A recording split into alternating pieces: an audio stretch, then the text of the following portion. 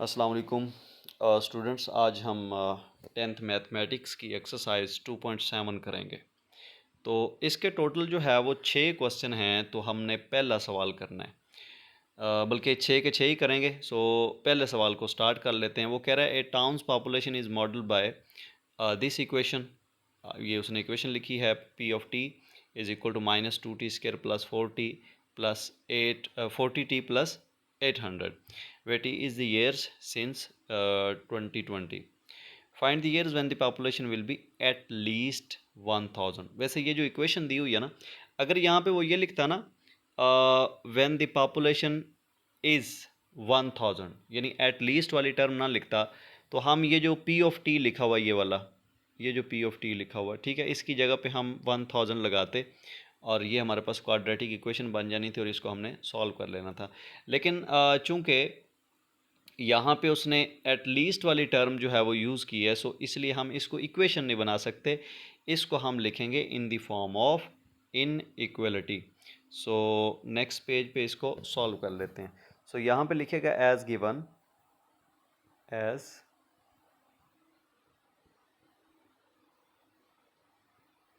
As given. सो यहाँ पे जो इक्वेशन दी है उसने वो है पी ऑफ टी, यहाँ पी से मुराद है पॉपुलेशन, और ये इक्वल है जी -2t² और प्लस 40t और प्लस 800। अब मैंने अभी आपको थोड़ी देर पहले बताया कि अगर यहाँ पे वो ये कहता है ना कि आबादी 1000 है, होनी है, ठीक है, या इतनी इंक्रीज होने के लिए कितना वक्त चाहिए, सो वो हम ये पी ऑफ टी जो लिखा ये वाला, इसकी जगह पे हम 1000 लगाते और हमारी ये क्वाड्रेटिक इक्वेशन बन जानी थी।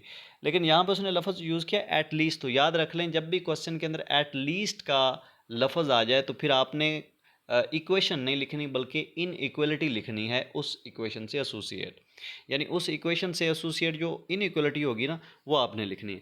अब आप यहाँ पे लिखिएगा, यहाँ पे आप इसके लिए एक टर्म यूज़ करेंगे, in equality of this is given below. यहाँ पे आप लिखेंगे in inequality of this is given below. So अब इस इक्वेशन की इनइक्वलिटी कैसे बनानी है, आपने ये -2 लिखना है, sorry -2t² and plus 40t और प्लस 800, और यहाँ पे उसने बोला एट लीस्ट 1000, यानी कम से कम आबादी जो है वो कितनी हो, 1000 हो। इट मीन कि उसने कंडीशन लगाई है कि कम से कम आबादी 1000 हो, मतलब इससे ज़्यादा हो सकती है लेकिन मिनिमम उसने बोली कि 1000। सो इसलिए हम लिखेंगे कि ये इक्वेशन जो है ना ये greater than or equal to 1000 है, ठीक है। तो ये हमारे पास इनइक्वलिटी है, इसको अब हमने सॉल्व करना है। सो यहाँ पे अगर हम देखें तो ये बिल्कुल वैसे ही है जैसे क्वाड्रेटिक इक्वेशन को हम सॉल्व करते हैं, तो इसको भी हमने वैसे ही स्टैंडर्ड फॉर्म में लिखना है। सो कैसे लिखेंगे, ये -2 वैसे, t² भी वैसे, प्लस 40t और प्लस 800, और ये जो 1000 है ये इधर आके माइनस हो जाएगा, -1000 is greater than or equal to 0। अच्छा, अब हम नेक्स्ट स्टेप में ये -2t² वैसे आएगा नेक्स्ट स्टेप में, -2t² और प्लस 40, ये भी वैसे आएगा, प्लस 40t, और यहाँ पे ये जो प्लस 800 है और -1000 हमने निकाला था, तो ये हमारे पास -200 रह जाएगा। -200 is greater than or equal to 0, ठीक है। यहाँ पे 1000 था तो उसको हम दूसरी साइड पे लेकर गए थे। अच्छा, अब हम क्या करेंगे, इस पूरी इक्वेशन को -2 पे डिवाइड कर देंगे, डिवाइडिंग बाय -2। तो अब आपको पता है कि जब हम किसी इनइक्वलिटी को -1 के साथ या माइनस वाले किसी भी नंबर के साथ मल्टीप्लाई करवाते हैं या डिवाइड करवाते हैं, तो ये जो इनइक्वलिटी वाला साइन है ना, ये वाला, ये टोटली जो है ना वो फ्लिप हो जाता है। यानी greater than or equal to लिखा हुआ है तो वो हो जाएगा less than or equal to. So यहाँ पे अगर हम पूरी इक्वेशन को -2 पे डिवाइड करें तो ये सारी टर्म जो है वो -2 पे डिवाइड होंगी। ये सारी टर्म, सॉरी यहाँ पे ये सारी टर्म जो हैं ये -2 पे डिवाइड होंगी। ठीक है, सो एक मिनट, यानी ये -20 भी जो है वो इस पे होगा डिवाइड। ये बार बार क्यों हो रहा है इस तरह? अच्छा खैर, एक मिनट, इसको थोड़ा अनडू कर लेते हैं ताकि ये थोड़ा साफ और क्लियर नज़र आए। अच्छा, डिवाइडिंग, यहाँ पे डिवाइडिंग लिखिएगा, डिवाइडिंग बाय -2। तो इस इक्वेशन को -2 पे डिवाइड करेंगे तो पहली टर्म भी -2 पे डिवाइड होगी, -2t स्केयर। तो जब ये -2 पे डिवाइड होगी तो ये हमारे पास रह जाएगा t स्केयर। वैसे इसको आप इंडिविजुअली लिखना चाहें तो लिख भी सकते हैं, -2t स्केयर डिवाइडेड बाय -2। ठीक है, और plus 40t divided by -2 minus 20 divided by -2। अच्छा, ये less than or equal, greater than or equal था तो ये हो जाएगा less than or equal to 0। ठीक है, अच्छा अब देखें, -2 से कैंसिल हो जाएगा और फिर यहाँ पे आएगा टी स्केयर बचेगा। हाँ जी, टी स्केयर, और ये प्लस और ये माइनस माइनस हो जाएंगे, और ये 2 और ये 20, ये 40 पे कैंसिल, 40 को हम 2 पे कैंसिल करेंगे तो ये 20t, और ये माइनस और ये माइनस क्या हो जाएंगे, प्लस हो जाएंगे, एंड 2 1 2 एंड 2 10 20। सो यहाँ पे हमारे पास 10 होगा less than or equal to 0। ठीक है, तो ये हमारे पास तकरीबन जो है वो एक क्वाड्रेटिक इक्वेशन बन गई है जिसको हम सॉल्व कर सकते हैं। अच्छा, यहाँ पे हमने छोटी सी मिस्टेक कर दी, ये हमारे पास 20 नहीं था, 200 था। ठीक है, इधर तो अब जब 200 को 2 पे डिवाइड करेंगे तो हमारे पास यहाँ पे 100 आएगा, और यहाँ पे भी हमारे पास क्या आएगा, 100। ठीक है, इधर भी, और ये लेस देन और इक्वल टू 0। सो अगर हम इसकी फैक्टराइजेशन करें तो फैक्टराइजेशन तो आपको आती है कि या फर्स्ट वाले को और लास्ट वाले को जो है वो मल्टीप्लाई करवाते हो, तो यानी फर्स्ट वाले को और लास्ट वाले को आप मल्टीप्लाई करवाते हो तो आपके पास एक टारगेट सेट हो जाता है। जैसे लास्ट वाला 100 है और फर्स्ट वाला टी स्केयर है, तो यहाँ पे टारगेट बनेगा 100 टी स्केयर। ठीक है, मैं यहाँ पे इसको अलग से लिख लेता हूँ, 100 टी स्केयर। अब आपने एक ऐसा पेयर तलाश करना है कि जिसको आप जो है वो मल्टीप्लाई करवाएं तो 100 आंसर आए, और उनको जब आप प्लस या माइनस करें तो -20 आना चाहिए। सो यहाँ पे जो पेयर होगा वो होगा 10 × 10। ठीक है, सो ये मैं इसको यहाँ पे बल्कि नेक्स्ट पेज पे हम इसको सॉल्व करते हैं, प्रीवियस पेज को हम रिमूव कर लेते हैं, इस जगह पे हम इसको सॉल्व करते हैं। तो ये टी स्केयर वैसे, और ये आखिरी वाला जो 100 है ये भी वैसे आएगा, तो हम लिखेंगे टी स्केयर, और ये यहाँ पे जो +100 है ये भी वैसे, और ये होगा less than or equal to 0, और यहाँ पे आएगा -10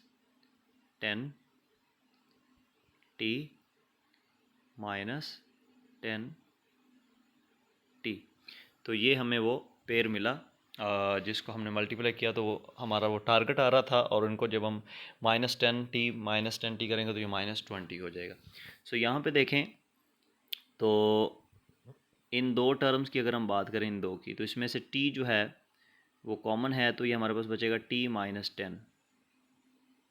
ठीक है, अच्छा अब इन दो में देखें तो -10 जो है वो कॉमन है, सो -10 कॉमन लेंगे तो ये आएगा t, और ये प्लस चूँकि हमने माइनस कॉमन लिया तो ये प्लस क्या हो जाएगा, माइनस हो जाएगा, t माइनस, तो ये 10 100 डिवाइडेड बाई 10, सो ये हमारे पास यहाँ पे भी 10 आएगा, is less than or equal to 0। ठीक है, अच्छा अब इस रकम में और इस रकम में दोनों में t -10 कॉमन है, सो t -10 इंटू, अब ये कॉमन जब हमने लिया तो हमारे पास क्या बच गया, t -10 t -10 is less than or equal to 0। So यहाँ पे देखें ये टर्म और ये टर्म दोनों सेम है, तो उसको हम लिख सकते हैं t माइनस 10 का स्केयर, t माइनस 10 का स्केयर। अब ये जो इनइक्वलिटी हमारे पास आई है, इसमें वो कह रहा है कि t माइनस 10 का जो स्केयर है वो less than or equal to 0 है, less than or equal to 0। तो लेस देन का क्या मतलब है? लेस देन मतलब नेगेटिव वाले नंबर, मतलब वो ये कहना चाह रहा है कि t माइनस 10 होल स्केयर ये कोई नेगेटिव होगा, ठीक है, ये नेगेटिव भी हो सकता है और जीरो भी हो सकती है। लेस देन और इक्वल का यही मतलब होता है।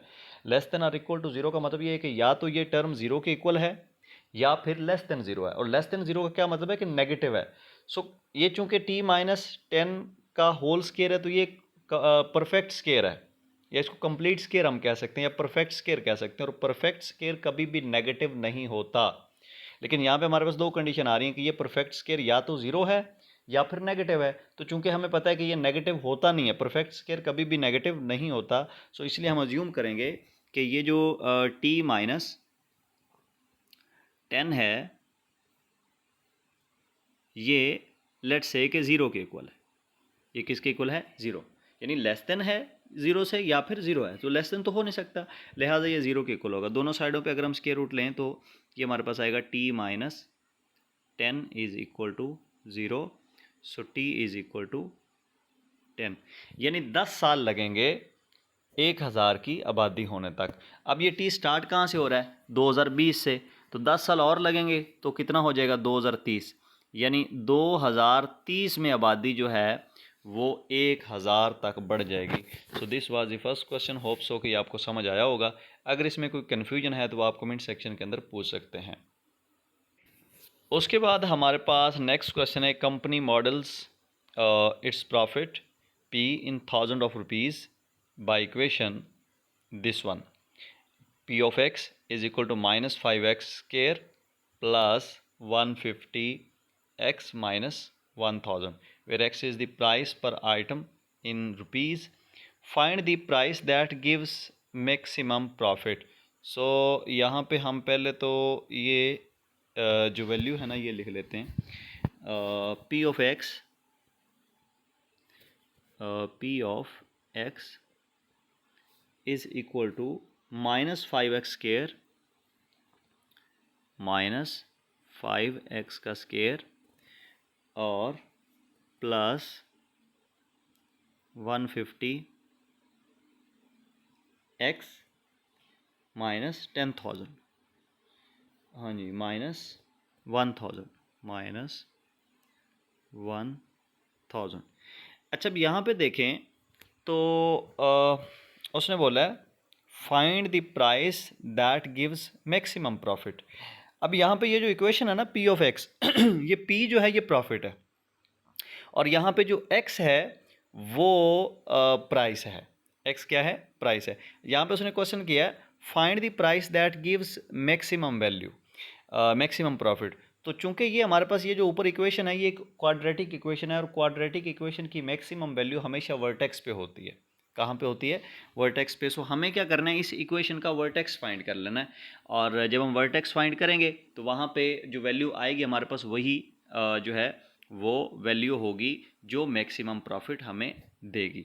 सो यहाँ पे हम वर्टेक्स फाइंड करते हैं। तो यहाँ पे लिखिएगा अप्लाइंग वर्टेक्स फार्मूला, हाँ जी,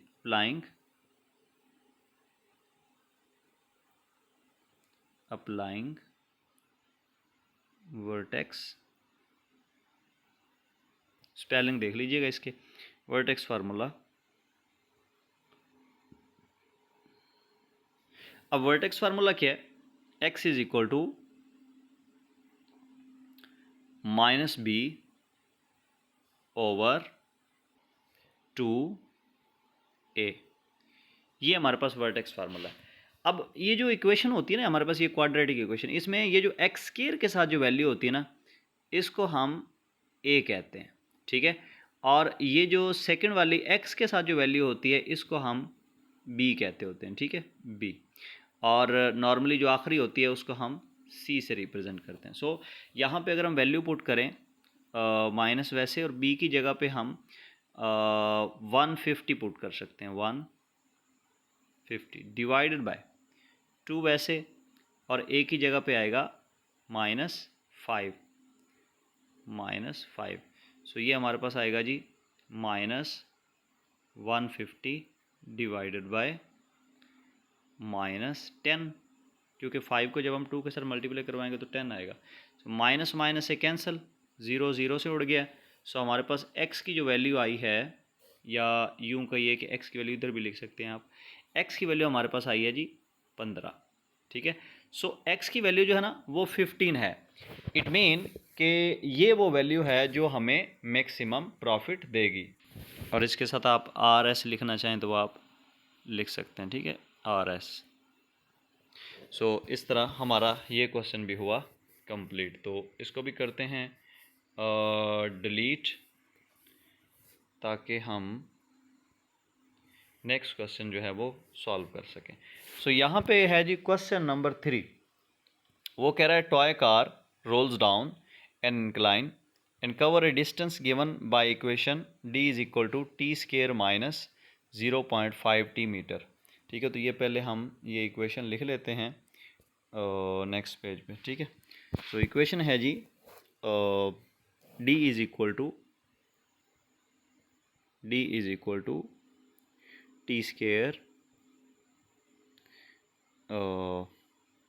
माइनस 0.5t, ठीक है। अच्छा यहाँ पे देखें तो उसने यहाँ बोला है where t is the time in second, find the time when the car has traveled a distance of 12.5 metre. अब वो कह रहा है कि कार जो है जब 12.5 मीटर का फासला तय कर लेगी ना, उस वक्त का टाइम मालूम करें। सो यहाँ पे एग्जैक्ट वैल्यू उसने दी है, एटलीस्ट वाली टर्म यूज़ नहीं की। तो इट मीन कि ये हमारे पास एक सिंपल क्वाड्रेटिक इक्वेशन ही है, ठीक है। सो अब इसको यहाँ पे d की वैल्यू उसने दी है, वो हम यहाँ पे पुट करेंगे 12.5। सो d की जगह पे आप लिखेंगे 12.5 और ये इक्वल होगा टी स्केयर माइनस 0.5, ठीक है, ठीक है। तो इसको क्वाड्रेटिक इक्वेशन में कन्वर्ट कर लेते हैं। ये 12.5 को हम उठा के इधर ले आते हैं। सो अब ये वाली जो टर्म है ये मैं पहले लिख लेता हूँ, टी स्केयर माइनस 0.5 टी, और ये 12.5 जो है ये जब इक्वल के इस साइड पे आएगा तो ये नेगेटिव हो जाएगा, माइनस 12.5 इज़ इक्वल टू 0। ये यहाँ पे भी आप लगा सकते हो, इस साइड पे भी, और इस साइड पे भी आप इज़ इक्वल टू 0 लगा सकते हो। सो ये हमारे पास जो है ना एक क्वाड्रेटिक इक्वेशन जो है वो बन चुकी है। अच्छा, अब यहाँ पे इशारे वाली कुछ रकमें आ रही हैं, तो इनको ख़त्म करने के लिए क्या करेंगे, हम इस पूरी इक्वेशन को 2 के साथ मल्टीप्लाई करवा देंगे। तो जब हम इसको 2 के साथ मल्टीप्लाई करवाएंगे तो यहाँ पे आ जाएगा 2t स्क्वायर। अच्छा, 2 के साथ मल्टीप्लाई इसलिए करवाना है क्योंकि ये जो 0.5 में है ना रकमें, जब ये डबल होंगी ना तो ये पॉइंट वाला सिलसिला ख़त्म हो जाएगा, तो कैलकुलेशन हमारे लिए क्या हो जाएगी, आसान हो जाएगी। सो 2t स्क्वायर आएगा माइनस 0.5, इसको जब 2 के साथ मल्टीप्लाई करवाएंगे तो ये 1 हो जाएगा, इसको हम t लिख सकते हैं, ठीक है। और यहाँ पे -2 के साथ जब ये मल्टीप्लाई होगा तो ये हमारे पास 25 हो जाएगा, इज़ इक्वल टू 0। यहाँ पे आप फैक्टराइजेशन भी कर सकते हैं अगर आपको कोई पेयर ऐसा मिल रहा है, या फिर अगर पेयर नहीं मिल रहा तो फिर आप जो है वो क्वाड्रेटिक फार्मूला भी यूज़ कर सकते हैं। सो मेरा ख्याल है कि यहाँ पे हमें ना क्वाड्रेटिक फार्मूला जो है वो यूज़ करना चाहिए। अब यहाँ पे देखें 2t स्क्वायर माइनस टी, इस तरह यानी t आ रहा है, तो अगर यहाँ पे x होता तो हम x इज़ इक्वल टू वो सारा क्वाड्रेटिक फार्मूला लिखते, लेकिन अब चूंकि यहाँ पे t है इसलिए हम t की वैल्यू मालूम करने के लिए वही फार्मूला लिखेंगे, यानी t will be equal to minus B plus minus B square minus 4ac, और यहाँ पे आएगा स्केयर डिवाइडेड बाय 2a। अब ए बी सी की बारे में मैं आपको बता चुका हूँ, ए सी बी की वैल्यूज़ के बारे में, ए बी सी की वैल्यूज़ के बारे में। ये जो स्केयर वाली रकम के साथ होती है ना, ये यहाँ पे इसको हम ए बोलते हैं, ठीक है। और यहाँ पे जो वैल्यू होती है उसको बी कहते हैं, और इधर ये जो वैल्यू होती है इसको हम सी कहते हैं। सो इस केस में हमारे पास जो ए है ना वो 2 है, ए कितना है, वो 2 है, और यहाँ पे जो बी है वो हम देखेंगे कि टी के साथ क्या है। टी के साथ लिखा हुआ माइनस टी, मतलब यहाँ पे 1 है, सो ये -1 है यहाँ पे। और सी हमारे पास कितना है जी, सी है -25, -25, ठीक है। तो मैं इसको यहाँ पे लिख देता हूँ -25। सो ये वैल्यूज़ अगर हम इस क्वाड्रेटिक इक्वेशन के अंदर पुट करें तो ये हमारे पास आएगा t इज़ इक्वल टू, अब यहाँ पे माइनस बी है तो b ऑलरेडी -1 है, सो माइनस माइनस प्लस हो जाएगा, 1 प्लस माइनस। अच्छा यहाँ पे देखिए b स्केयर है, सो -1 का स्केयर यहाँ पे 1 होगा, और 4 ये माइनस वैसे और 4 भी वैसे, और इंटू a हमारे पास 2 है और c हमारे पास -25 है। सो यहाँ पे लिखेंगे 2 और इधर आएगा -25, और ऊपर है जी, सॉरी, ऊपर इस सारे क्या आ जाएगा, स्क्वायर रूट डिवाइडेड बाय, अब 2a है, a की जगह पे भी 2 है, 2 × 2 ये हमारे पास 4 हो जाएगा। तो अब यहाँ पे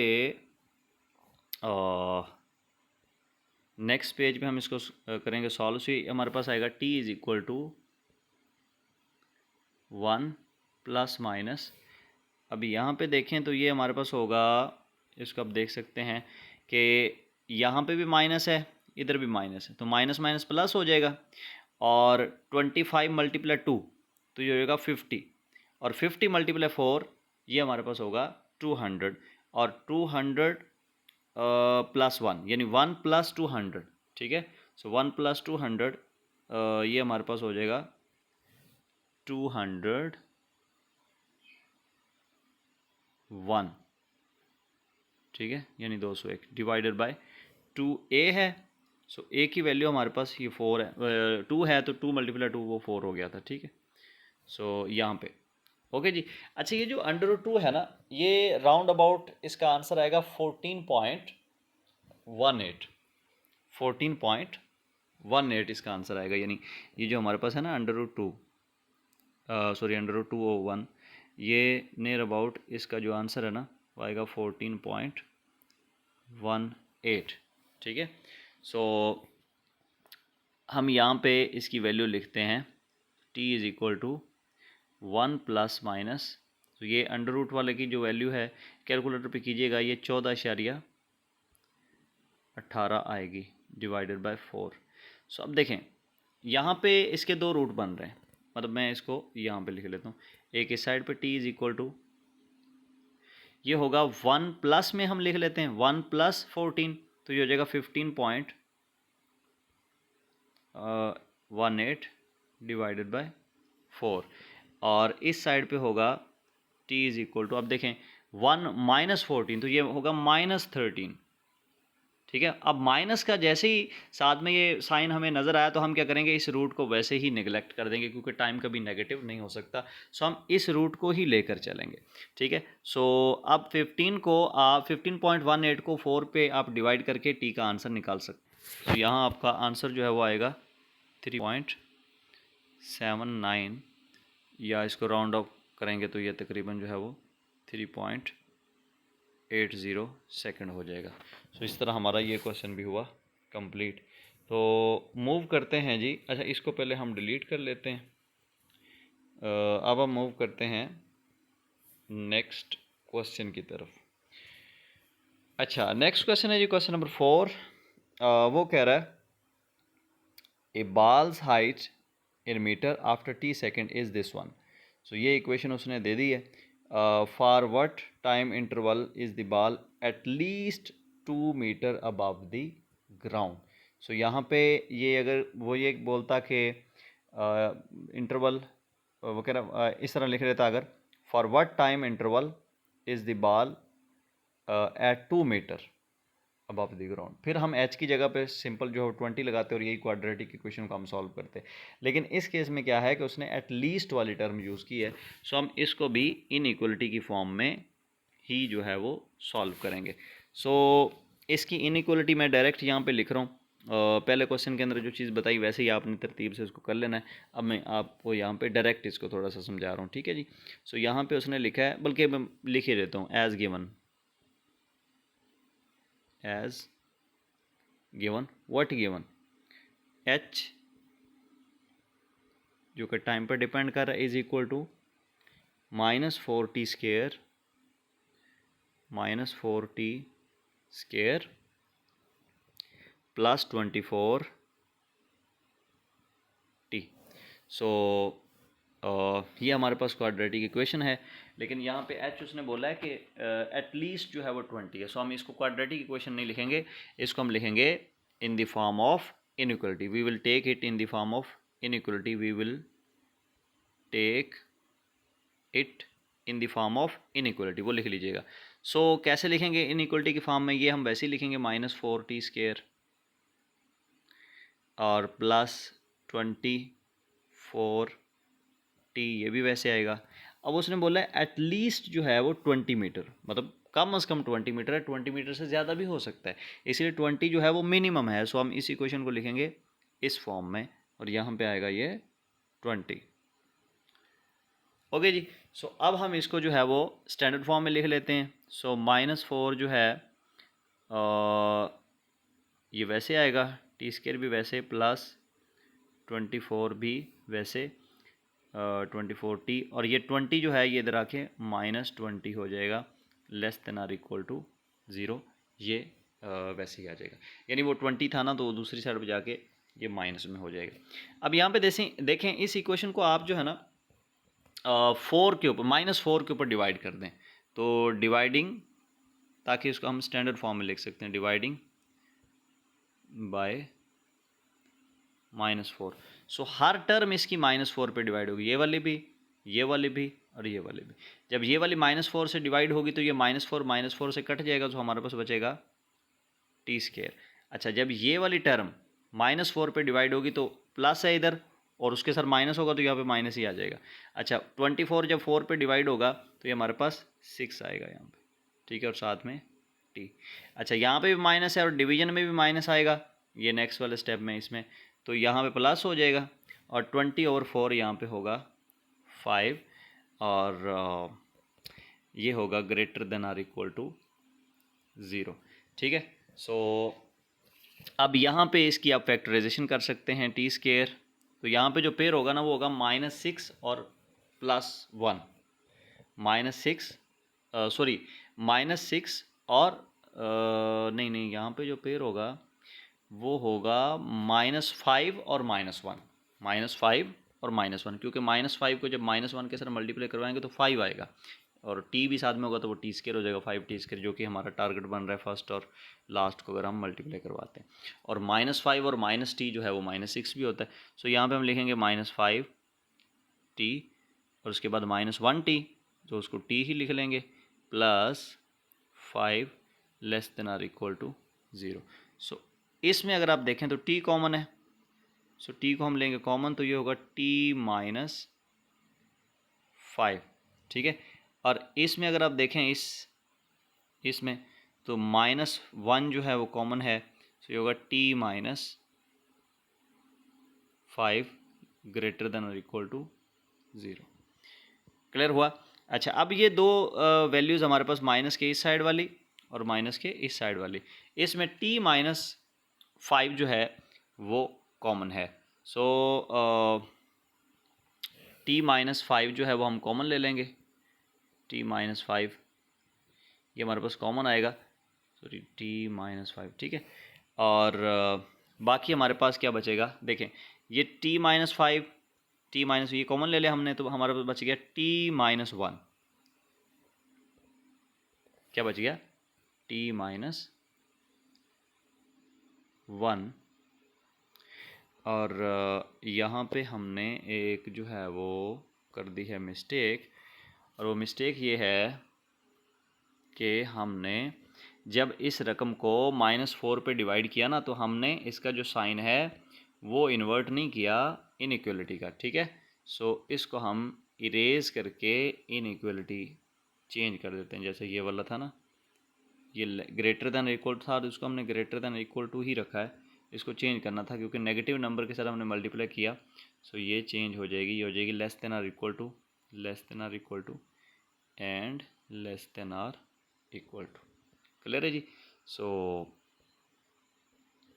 अच्छा, यहाँ पे भी होगा less than or equal to 0। अब देखें ये हमारे पास इनइक्वलिटी है, तो यहाँ पे हमारे पास जो है वो टी की दो वैल्यूज़ आ रही हैं। सो अब देखिए दोनों मल्टीप्लाई हो रहे हैं और less than or equal to 0 आ रहा है। इट मीन कि टी जो है एक दफ़ा हम t-5 को 0 के इक्वल रखेंगे और दूसरा हम t-1 को 0 के इक्वल रखेंगे। सो यहाँ हमारे पास t की दो वैल्यूज़ आएंगी। एक t की वैल्यू हमारे पास आएगी 5 और दूसरा हमारे पास t की वैल्यू आएगी 1। सो इन्हीं को हम बोलते हैं क्रिटिकल वैल्यूज़। सो t आप यूँ समझ लें कि 1 से स्टार्ट हो रहा है और कहाँ पे ख़त्म हो रहा है, 5 पे। या यूँ कहिए कि t की जो वैल्यू है वो 1 और 5 के दरमियान है। 1 और 5 भी हो सकती है और 1 और 5 के दरमियान भी हो सकती है, क्योंकि यहाँ पे इक्वल नहीं है, यहाँ पे है लेस देन की अलामत। सो इसलिए हम इसको यूँ लिखेंगे t -5 less than or equal to 0, यानी इस टर्म को भी हम 0 के रख रहे हैं इनइक्वलिटी में और इसको भी हम 0 की इनइक्वलिटी में। तो ये हमारे पास आएगा दूसरा वाला t-1 less than or equal to 0। So यहाँ पे आएगा t less than or equal to 5, यानी t की वैल्यू 5 भी हो सकती है, 5 से कम भी हो सकती है, ठीक है। और यहाँ पे है t की जो वैल्यू है, अब -1 को जब हम बटे के दूसरी साइड पे लेकर जाएंगे ना इस इक्वलिटी के 0 के, सो यहाँ पे सिचुएशन थोड़ी डिफरेंट होगी कि यहाँ पे आएगा t is greater than or equal to 1, ठीक है। t is greater than or equal to 1 होगी इस सिचुएशन में, ठीक है जी। तो इस तरीके से भी आप कर सकते हैं, और वैसे ये जो मैंने आपको शुरू में बताया इससे भी आप कर सकते हो। टी की वैल्यू 1 से स्टार्ट हो रही, कहाँ पे ख़त्म हो रही, 5 पे। सो इसको हम लिख सकते हैं टी जो है वो 1 से स्टार्ट हो रहा है, यानी टी की वैल्यू या तो 1 है या 1 से बड़ी है, और यही टी की वैल्यू जो है वो 5 है या 5 से छोटी है। सो ये हमारे पास यहाँ पे इंटरवल आएगा। सो ये क्वेश्चन भी हुआ कंप्लीट। इसमें कोई सवाल है तो वो भी कमेंट सेक्शन के अंदर आप पूछ सकते हैं। उसके बाद बहुत ही आसान सा एक क्वेश्चन है, न्यूमेरिकल टाइप है। वो कह रहा है ball is thrown upward with an initial velocity of 40 metre per second. So यहाँ पे जो इनिशियल वेलोसिटी है इसको हम वी आई से ज़ाहिर करेंगे। अच्छा, इसको डाटा भी हम कह सकते हैं, ठीक है। वी आई से इसको ज़ाहिर करेंगे और कितनी वैल्यू है वो 40 मीटर पर सेकेंड। अब आगे उसने लिखा कैलकुलेट मैक्सिमम हाइट, यानी हमने हाइट मालूम करनी है मैक्सिमम, मतलब वो जो बाल है वो कहाँ पे पहुँची है, मैक्सिमम हाइट पे। तो अब आपको पता है जब आप किसी चीज़ को ऊपर फेंकते हो तो वो आहिस्ता आहिस्ता उसकी स्पीड कम होती जाती है और मैक्सिमम बुलंदी उस वक्त आती है जब वो रुक जाती है। वहाँ पे रुकने के बाद वो डाउनवर्ड डायरेक्शन में मूव करना शुरू करती है। सो मैक्सिमम हाइट पे जो फाइनल वेलोसिटी होती है वो हमेशा 0 होती है। सो वी एफ क्या होगा, 0 होगा, ठीक है। अगर हमने किसी चीज़ को ऊपर फेंका है ना तो मैक्सिमम हाइट पे जाके उसकी फाइनल वेलोसिटी यानी वी एफ क्या हो जाएगा, 0 हो जाएगा। और वहाँ पहुँचने के लिए, यानी जहाँ पे वो बाल पहुँची है वहाँ की जो हाइट है वो होगी फिर मैक्सिमम, और वो हमने क्या करनी है, मालूम करनी है, यानी एच ये हमने मालूम करना है। अब चूंकि हमने बाल को ऊपर की जानब फेंका, सो यहाँ पे जो एक्सेलरेशन होगा बाल का वो ग्रेविटेशनल होगा। तो यहाँ पे देखें ये जो डाटा दिया हुआ वी आई दिया हुआ, वी एफ दिया हुआ और एच हमने मालूम करना है। सो इस तरह की अगर चीज़ें दी हों तो फिर आपने अपने दिमाग के अंदर थोड़ा सा एनालिसिस करना है कि कौन सा फार्मूला इसके ऊपर लग सकता है या कौन सी इक्वेशन ऑफ मोशन जो है वो इसके ऊपर हम लगा सकते हैं। अब आपको पता है एच जो है वो सेकंड इक्वेशन में होता है या फिर थर्ड इक्वेशन के अंदर होता है। अब सेकंड यहाँ पे लग नहीं सकती क्योंकि हमारे पास टाइम नहीं है, टी की वैल्यू नहीं है, और वी एफ हमें दिया हुआ है और सेकंड इक्वेशन के अंदर वी एफ नहीं है, ठीक है। सो इसलिए थर्ड इक्वेशन जो है वो हम यहाँ पे अप्लाई करेंगे। सो यहाँ पे लिखेगा by third equation of motion, solution लिखने के बाद solution by third equation of motion वो लिख लीजिएगा। तो वो क्या थी, 2as is equal to V F square minus V I square. अब यहाँ पे 2 वैसे ए की जगह पे आएगा जी और एस की जगह पे आएगा एच, ठीक है। और ये आगे आएगा G V F square minus V I, ठीक है। सो यहाँ पे हमें वैल्यू चाहिए एच की। सो यहाँ पे देखें 2 वैसे, और जी की जगह पे हम लगाएंगे -9.8 या -10 भी यूज़ कर, -10 भी आप यहाँ पे यूज़ कर सकते हैं।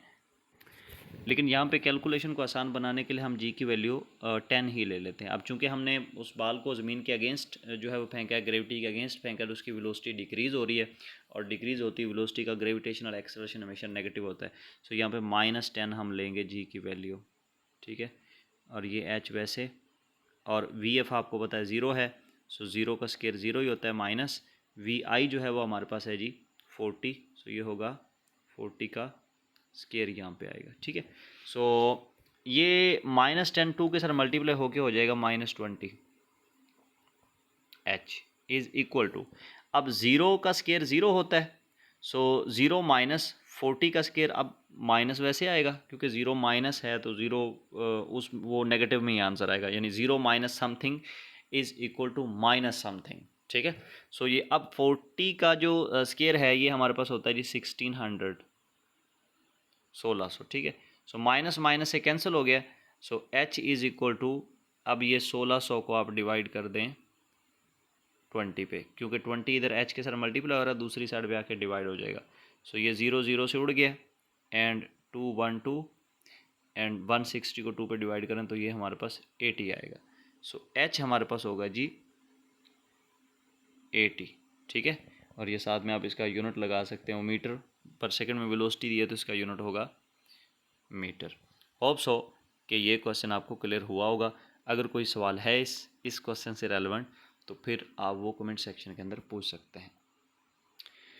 उसके बाद ये हमारे पास क्वेश्चन नंबर 6, यानी लास्ट क्वेश्चन है, freelancers earning follow the model this one, यानी ये जो है वो उसकी अर्निंग है, और ये बराबर है -2h² plus 40h, where E is the earning in rupees and H is hours worked per week, यानी एक हफ्ते में कितने घंटे काम हुआ, इसको एच से ज़ाहिर किया गया। What is the maximum number of hours he should work to maximise earning. So ये भी बिल्कुल आसान है जी क्वेश्चन, इसको आप सॉल्व करेंगे।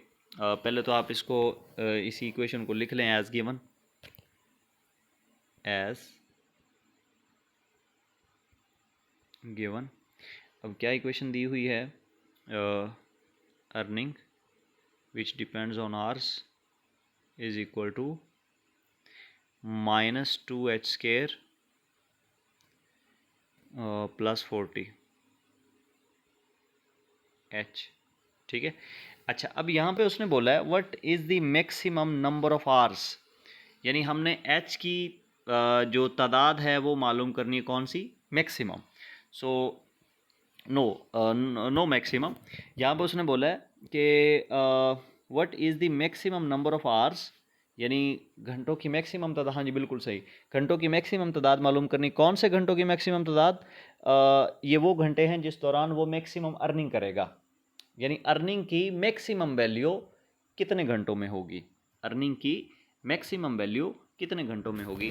सो हमने चूंकि वैल्यू मालूम करनी है, एच मालूम करना है, और आपको पता है कि जैसे हमने पहले एक क्वेश्चन किया था, यहाँ पे जो वैल्यू थी वो पी था, मतलब वहाँ पे प्रॉफिट लिखा था, प्रॉफिट मैक्सिमम हमने मालूम करना था, और हमने बोला था कि मैक्सिमम वैल्यू हमेशा वर्टेक्स पे होती है। और यहाँ पे वो चाह रहा है कि अर्निंग भी मैक्सिमम हो, तो उसके लिए मैक्सिमम कितने घंटे चाहिए। सो वैल्यू हमने मालूम करनी है, और आपको पता है कि मैक्सिमम वैल्यू होती है हमेशा वर्टेक्स पे। सो यहाँ पे लिखेगा, यहाँ पर आप लिख सकते हैं, since on vertex there is maximum value of the quadratic equation, या यूँ कहिए कि quadratic equation gives the maximum value on vertex. So by applying vertex formula. So vertex formula क्या है जी, अच्छा उसमें हमने x लिखा था क्योंकि हमने x की वैल्यू मालूम करनी थी, हमारे पास जो इक्वेशन थी उसके अंदर x आ रहा था, इसलिए हमने x यूज़ किया। यहाँ इक्वेशन के अंदर h आ रहा है, इसलिए हम यहाँ पे h यूज़ करेंगे, ठीक है। सो फार्मूला क्या था वो आप यहाँ पे लिख सकते हैं, -b ओवर 2a, यानी वही वर्टेक्स फार्मूला। अब b का मैंने आपको बताया कि ये जो होता है ना, मतलब वेरिएबल जो पावर के बगैर होता है, जैसे यहाँ पे h है, उधर x था, तो उसके साथ जो वैल्यू होती है वो b होती है, ठीक है। सो यहाँ पे मैं ऊपर लिख देता हूँ, b की वैल्यू जो है वो यहाँ पे होगी 40, और a की वैल्यू यहाँ पे होगी, a की वो वैल्यू होती है जो स्केयर वाली टर्म के साथ होती है, -2, -2। ये वैल्यूज़ हम इस वर्टेक्स फार्मूला के अंदर पुट करेंगे जी। माइनस वैसे और b की जगह पे आएगा 40 डिवाइडेड बाय 2 इंटू a की जगह पे आएगा -2। सो ये हमारे पास आएगा -40 डिवाइडेड बाय -2 मल्टीप्लाई 2 तो ये हो जाएगा -4। माइनस माइनस से कैंसिल और 4 1 एंड यहाँ पे इसको 4 1 4 एंड यहाँ पे 40 को डिवाइड करेंगे 4 पे तो ये हमारे पास 10 आ जाएगा। सो यहाँ पे 10 जो है वो हमारे पास इसका आंसर है। यानी अगर वो एक हफ्ते के अंदर 10 घंटे काम करे तो उस वक्त उसको मैक्सिमम अर्निंग होगी। सो ये क्वेश्चन भी हमारा हुआ कंप्लीट। इससे रेलेवेंट अगर कोई क्वेश्चन आपका तो वो कमेंट सेक्शन के अंदर आप पूछ सकते हैं। और इस तरह हमारी एक्सरसाइज 2.7 भी मुकम्मल हुई। इस एक्सरसाइज से रेलेवेंट कोई भी क्वेश्चन हो तो आप कमेंट सेक्शन के अंदर पूछ सकते हैं। नेक्स्ट इंशाल्लाह नेक्स्ट एक्सरसाइज के साथ आपकी खिदमत में हाज़िर होंगे। तब तक के लिए इजाज़त दीजिए। अल्लाह हाफिज़।